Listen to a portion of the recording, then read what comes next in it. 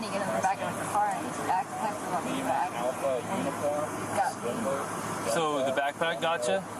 So there's two people that came to us and told us that they saw him hit you, but we want to know the truth if he actually hit you. I guess, yeah, but I hit him first. Did he slap your face or what?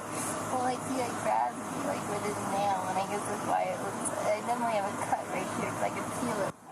Kind of looks like New tonight, we're seeing more body camera footage just released. This video taken when Gabby Petito and her fiance, Brian Laundrie, were pulled over in Moab, Utah, after witnesses called police saying they saw him punching her.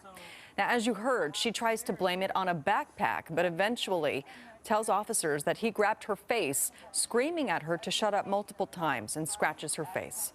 Laundrie was not arrested, and this incident is now under investigation. Meantime, it's now been 16 days since anyone has seen Brian Laundrie. He disappeared just before Gabby's remains were found in Wyoming.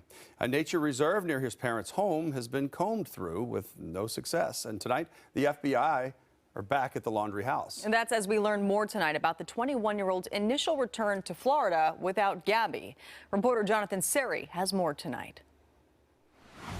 FBI agents arrived at Brian Laundrie's home this afternoon, briefly looking inside a camper parked in the family's driveway. The Laundrie family's attorney says the agents were collecting personal items belonging to Brian to assist canines in their search. This coming as a timeline of Brian's movements after returning to Florida becomes clearer. Today, the family's attorney confirmed Brian purchased a new cell phone on September 4th. He says Brian left it at home before going missing. The FBI is reportedly looking at surveillance video from the store where the device was purchased. The FBI is going to be really interested in what he looks like right now. Has he shaved his facial hair? Is he wearing a hat? The FBI remains in charge of the search for Brian, but volunteers have joined the hunt. Dwayne Dog Chapman has been searching Barrier Islands near Fort DeSoto Park, where the Laundrie family went camping earlier this month. Yesterday, his team located an energy drink and an empty campsite, but no conclusive evidence Brian was there.